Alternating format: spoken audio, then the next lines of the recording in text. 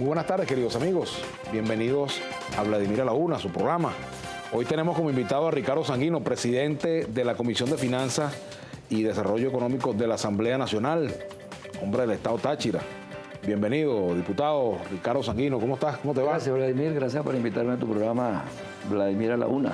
Bueno, por segundo día consecutivo vamos a hablar de economía, porque ayer lo hicimos con José Guerra. Ajá.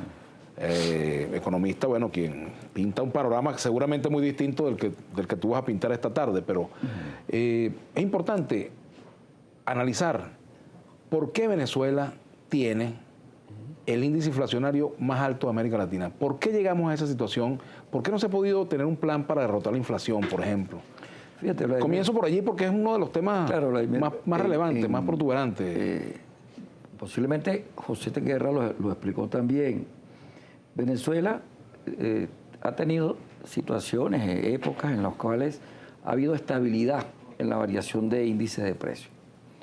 Y lo que conocemos de economía, recordamos que a partir de 1973, cuando el boom petrolero, se produjo en Venezuela todo un proceso de un crecimiento del gasto público, un proceso de importación, etcétera, etcétera, que se desató, y después los gobiernos posteriores al de Carlos Andrés Pérez, recuerdo Luis Herrera, Jaime Lucinchi, Caldera, bueno, y del segundo gobierno de Carlos Andrés Pérez, nunca más Venezuela volvió a tener variaciones en los índices de precios de bienes y servicios de manera estable. Cuando nosotros llegamos al gobierno con el presidente Chávez en 1999, aquí se aplicó una política orientada a lograr estabilización y mantuvimos un promedio de lo que se conoce como los índices inflacionarios. Yo lo llamo bien la variación de los índices de precios de bienes y servicios, de manera estable, ¿no? Y ahí, y los estudiosos de este tema, los economistas estudiosos de este tema, siempre han establecido, hay una llamémoslo, pues, inflación estructural, que es, independientemente de los gobiernos, etcétera, está presente en la economía venezolana. Y hay otros elementos, otros factores que empujan a que esos precios tengan tendencia a subir, y en muchos casos ha subido de manera que impacta lo que se conoce con el poder de compra adquisitivo de la mayoría de la población. En los últimos meses, y a partir, hablemos de octubre, noviembre del año pasado, se desató, y recuerdo que lo hemos hablado en otros programas, el hecho de por sí de lo que aconteció con el presidente Chávez, bueno, desató toda una serie de acciones de parte de lo que se conoce en la economía neoliberal, de los agentes económicos, acciones que trastocaron todo lo que nosotros veníamos realizando en la actividad económica. O sea, que los agentes económicos, ¿quieres decir tú? Quienes manejan el mercado, los empresarios, los integrantes del sector productivo, etcétera, se confabularon una vez que el presidente Chávez murió para afectar la economía. No hablar de confabulación, ¿no? Son actitudes que tú asumes. Recuerda que nosotros tuvimos que aplicar una política de control de precios, en el cual, porque se venía observando un incremento desmedido en los precios de los bienes y servicios, fundamentalmente los esenciales. Siempre en Venezuela los precios de los bienes esenciales han variado de manera intensiva en sus precios. Revisemos la historia, siempre ha sido así. El problema, recuerdo, hace muchos años, con aquella campaña de Carlos Andrés Pérez, ¿dónde están los huevos? ¿Dónde está la carne? ¿Dónde está? Que eran productos que se desaparecían del mercado y posteriormente aumentaban de precio y de manera abusiva. Ahora, como nosotros somos muy dados, Ricardo Sanguino, presidente de la Comisión de Finanzas de la Asamblea Nacional, somos muy dados a las comparaciones.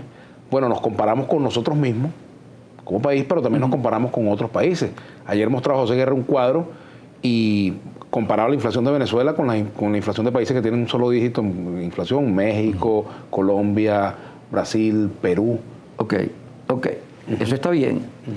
Pero ¿cuál es el nivel de pobreza de la mayoría de la población en México, en Brasil, en Perú, en Chile?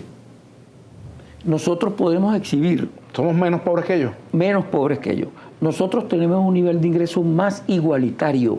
Y no es que lo dice el gobierno venezolano, lo dicen instituciones reconocidas, la CEPAL, etcétera. Tenemos el nivel de ingreso, la mejor distribución de ingresos de América Latina la tiene Venezuela. ¿Eso qué significa?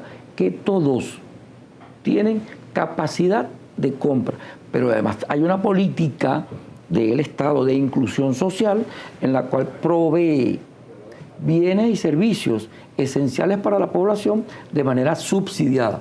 Bueno, entonces argumentan, pero es que eso significa grandes niveles de gasto que realiza el Estado venezolano. Sí, lo gastamos, pero lo gastamos para el pueblo. Por cierto, yo recuerdo en mis tiempos de reportero que un colega escuchó a Jaime Lucinchi decirle a alguien, tengo la botija llena. Ajá. Y a partir de allí, bueno, eso se hizo muy popular, ¿no? Popular, sí. Wilmer Ferrer creo que fue desaparecido ya, por cierto, lamentablemente.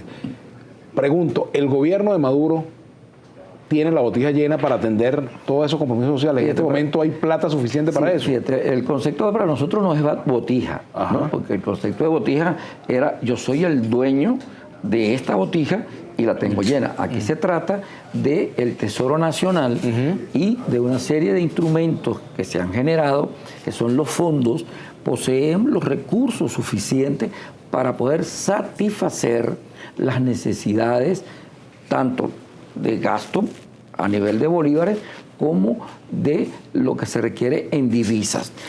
Necesidades básicas para la población venezolana, las básicas.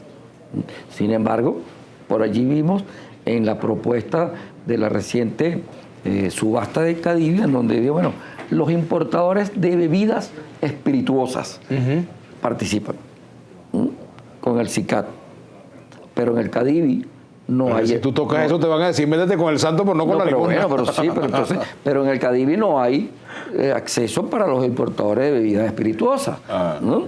Ni bienes no esenciales. No esenciales, pues. Entonces, es una devaluación de hecho. Es una devaluación de hecho, ¿no?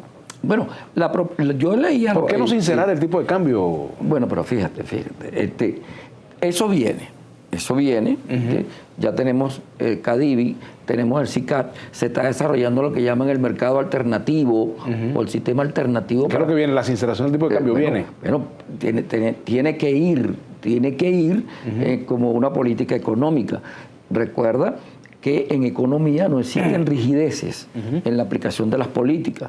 Las políticas se aplican, hay un resultado, sí, cómo se comporta los agentes económicos, bueno, se corrigen, se aplican otras, etcétera, ¿no? Entonces, esperemos que se materialice lo que va a ser la ley habilitante y allí se vendrán a aprobar los instrumentos que están orientados a mejorar la situación y los resultados de la actividad económica. Vamos a hacer una pausa. Diputado Ricardo Sanguino, presidente de la Comisión de Finanzas y Desarrollo Económico de la Asamblea Nacional. Ya venimos, vamos a seguir conversando sobre estos temas. Y ya vamos a abrir el Twitter también.